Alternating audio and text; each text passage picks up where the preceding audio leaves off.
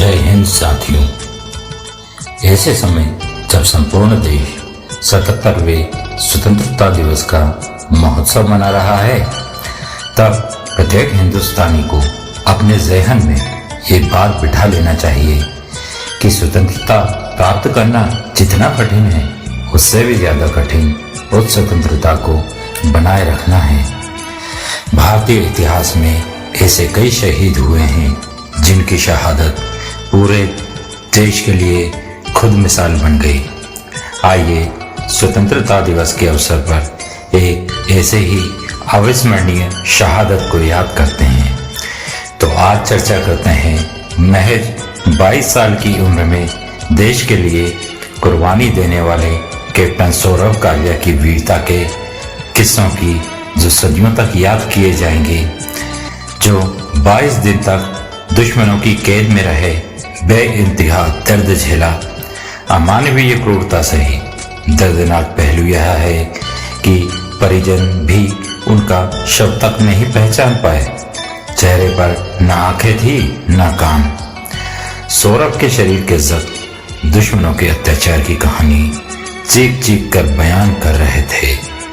आज भी परिवार उन पलों को याद कर कांप उठता है। तारीख 26 जुलाई 1999, वो दिन जब हिंदुस्तान ने पाकिस्तान को कारगिल युद्ध में करारी शिकस्त तो दे दी थी।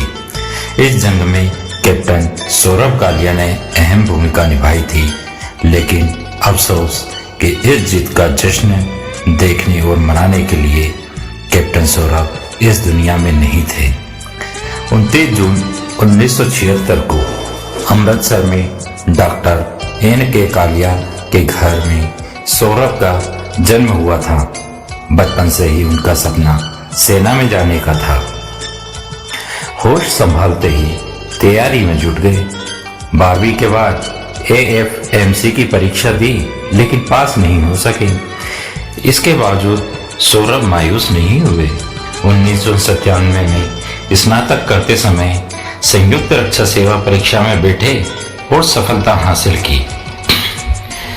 इनकी पहली पदस्थापना कारगिल में ही हुई थी। दिसंबर 1998 में IMA से प्रशिक्षण प्राप्त करने के पश्चात फरवरी 1999 में उनकी पहली पोस्टिंग कारगिल में जाट रेजिमेंट में हुई। नौकरी को अभी 4 ही महीने हुए थे कि उनका सामना दुश्मन से हो गया। सेना के अधिकारियों को ताशी नामग्याल नाम के एक चरवाहे ने सूचना दी कि उसने कारगिल की चोटियों पर कुछ हथियारबंद लोगों को देखा है। सूचना मिलते ही 14 व 15 मई को कैप्टन कालिया अपने 5 साथियों के साथ पेट्रोलिंग पर निकले। बजरंग चोटी पर उनका सामना हथियारों से लैस पाकिस्तानी सैनिकों से हो गया। आमने सामने हुई गोलाबारी में कालिया और उनके साथियों की गोलियां खत्म हो गई। इससे पहले कि इन तक कोई मदद पहुंचती, दुश्मनों ने सभी को बंदी बना लिया। इसके बाद शुरू हुआ अमानवीय अत्याचार का अंतहीन सिलसिला, जिससे किसी का भी कलेजा कांप जाए। इसके बाद जो भी हुआ, उसकी कहानी करोड़ों भारतीयों के दिमाग में आज भी बसी है। कैप्टन सौरभ को तोड़ने के मकसद से दुश्मनों ने उन पर कहर बरपाया। जब दुश्मन इन रणबांकुरों के हौसले को नहीं तोड़ पाए, तो कैप्टन कालिया और उनके 5 सिपाही अर्जुन राम, भीखा राम, भंवरलाल बगरिया, मूलाराम और नरेश सिंह को अलग अलग दर्जे का टॉर्चर झेलना पड़ा। उनकी आंखें निकाल ली गई, कान काट लिए गए, उनके नाखून तक नोच दिए थे।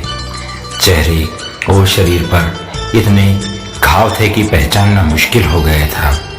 उनके शरीर को गर्म सरिये और सिगरेट से दागा गया, आंखें फोड़ दी गई और उनके निजी अंग तक काट दिए। अलग अलग तरीके से उन्हें 22 दिन तक प्रताड़ित किया गया। उसके बाद दुश्मनों ने अमानवीयता की सारी हदें पार करते हुए उन 6 को सबको गोली मार दी थी। 9 जून 1999 को जब पाकिस्तान ने कैप्टन सौरभ कालिया और उनके साथियों के क्षतिग्रस्त शव भारत को लौटाए तो पूरा देश आक्रोश से उबल पड़ा।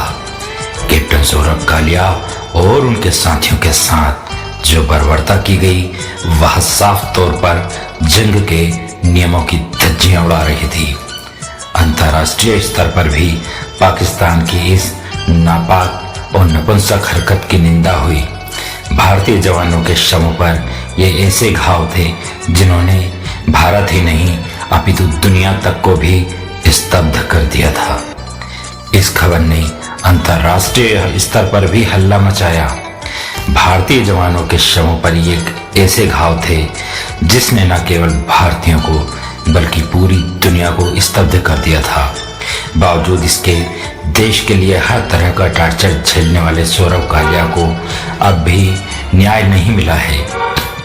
1999 से लेकर अब तक उनका परिवार न्याय की मांग कर रहा है। उनके पिता ने भारत सरकार से पाकिस्तान को सजा दिलवाने के लिए अंतर्राष्ट्रीय अदालत का दरवाजा खटखटाने की अपील की थी, मगर अब तक शहीद के इस परिवार को सिर्फ आश्वासन ही मिले हैं। उनका परिवार आज भी बिना किसी सपोर्ट के अपने बेटे के लिए इंसाफ की मांग कर रहा है।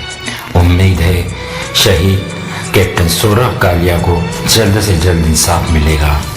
सौरभ का परिवार पालमपुर में रहता है, लेकिन सौरभ का जन्म पंजाब के अमृतसर में हुआ था, लिहाजा सौरभ के नाम से आज पालमपुर पहचाना जाता है।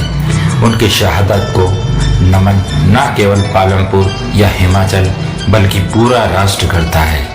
कैप्टन सौरभ कालिया वन विहार नाम से पर्यटन स्थल बना है, जहां देश विदेश के पर्यटक पहुंचते हैं और इस वीर को नमन करते हैं।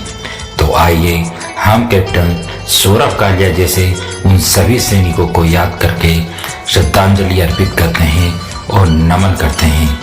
अगर कैप्टन सौरभ की शहादत के बारे में दी गई जानकारी आपको अच्छी लगी तो मेरे YouTube चैनल मेरी आवाज़ को सब्सक्राइब करें और इस वीडियो को लाइक और कमेंट करें और इसे अधिकतम लोगों के साथ शेयर करें ताकि हमारे शहीदों की अमर कहानी सभी के पास पहुंच सके।